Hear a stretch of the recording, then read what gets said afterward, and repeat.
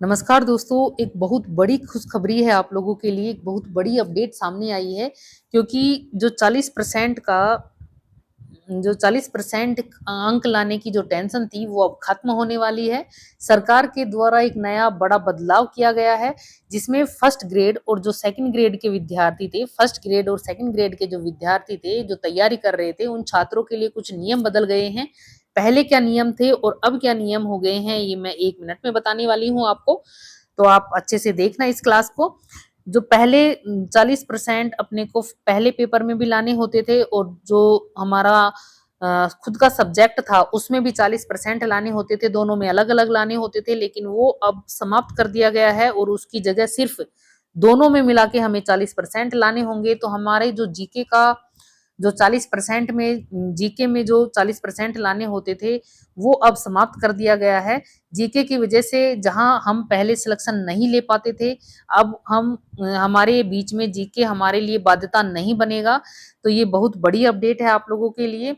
अब सभी उन विद्यार्थियों को के लिए खुशी का मौका है, एक सुनहरा अवसर है जहां सभी पहले हम सोचते थे कि सरकार ये 40% का जो नियम है इसको सरकार को बदलना चाहिए, ये नियम वाकई बदल गया है दोस्तों।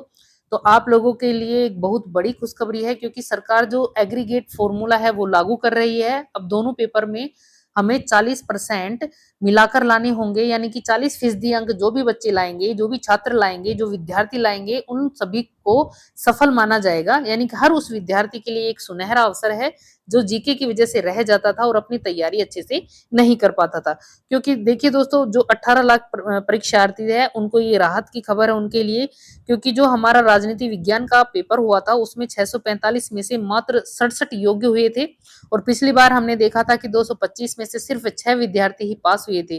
तो इस वजह से ये जो 40% का जो बाध्यता थी वो सरकार ने अब खत्म कर दी है और एग्रीगेट जो फार्मूला है वो लागू कर दिया गया है। तो आप लोगों के लिए बड़ी खुशखबरी है।